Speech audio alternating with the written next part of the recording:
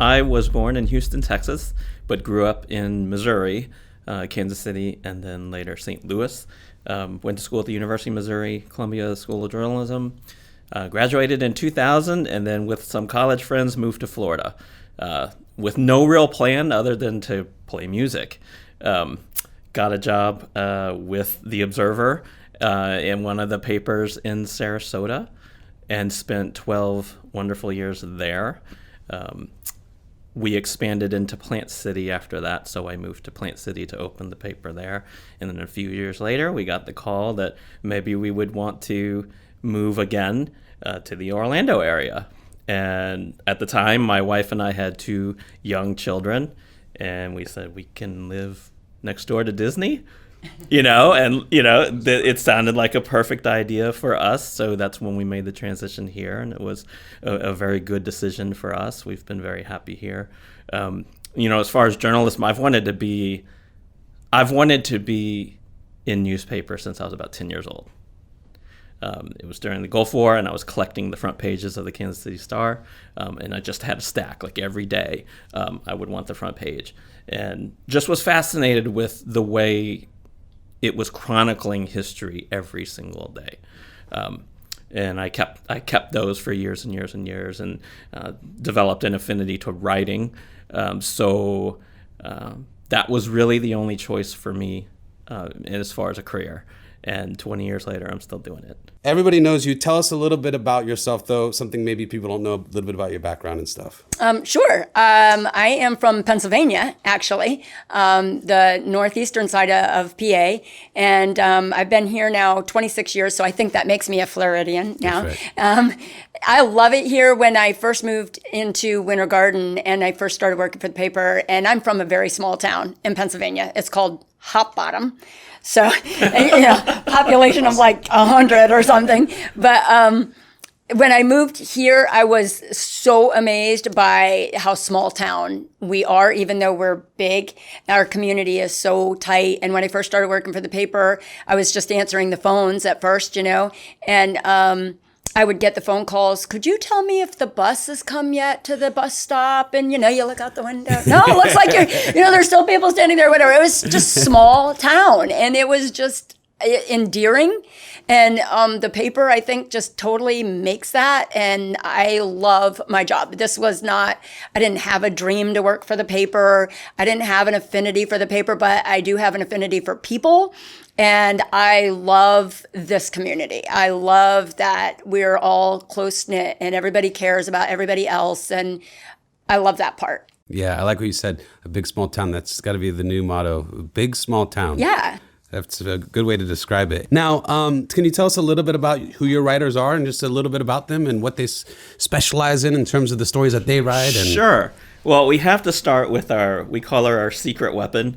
That's our community editor, Amy Quisenberry, and I've been trying to get Amy on this show. Yes, she is watching. She is very much an introvert writer through and through in that regard. Actually, on our text chat with the editorial team, we were talking about that, how it's funny that we're all journalists, but we're all introverts too. And I said, well, that's why we're print and not broadcast. That's the difference. We like to sit at home by ourselves and craft our do our craft, and we don't like to be in front of the spotlight too much. But Amy is our most senior member. I could have the craziest idea of a story that I want to do, and it's one of those where, well, if we could just find the right person. If Amy doesn't have someone like that, then I'm like, that story is probably not doable because there's not that person out there. Right. But by and large, if I say I need somebody who blah, blah, blah, blah, blah, she'll say, oh yeah, my friend that I went to high school with, her father knows. Uncle's brother. Yeah, she'll know. And she's funny because we will get people calling and wanting us to do a story, but they'll say, we want Amy to do it. Uh-huh. And it's not really a knock on the other. It's not a knock on the rest of us, but that's the love, the for legacy that she has with this community. So, and yes, she is very much our secret weapon because nobody else can replicate Amy. Then we turn to our associate editor, Danielle Hendricks.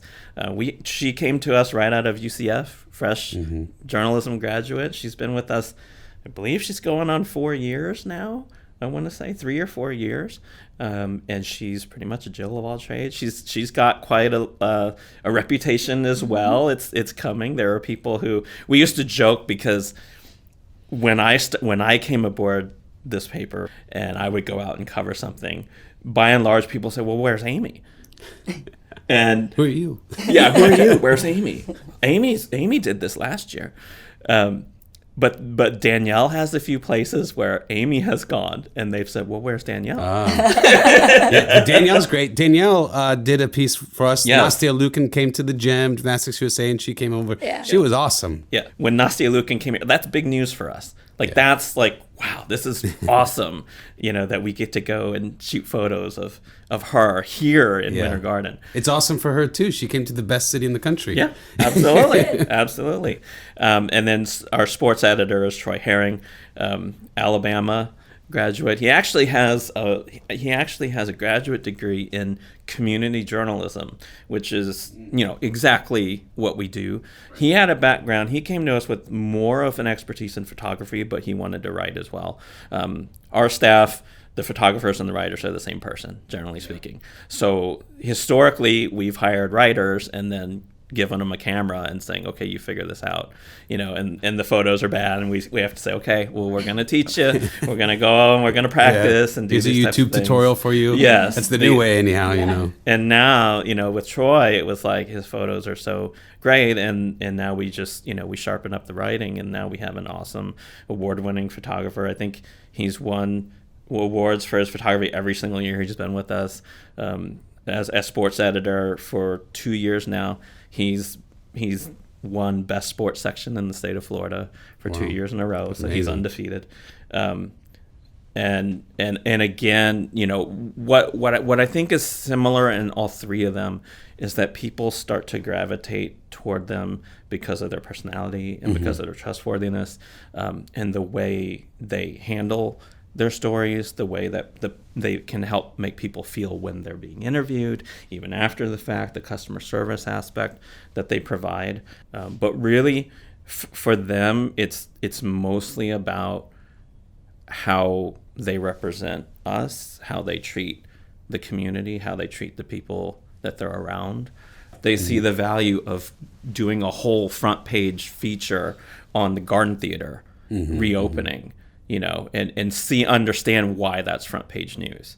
And you don't have to constantly have that discussion about those types of decisions. Right.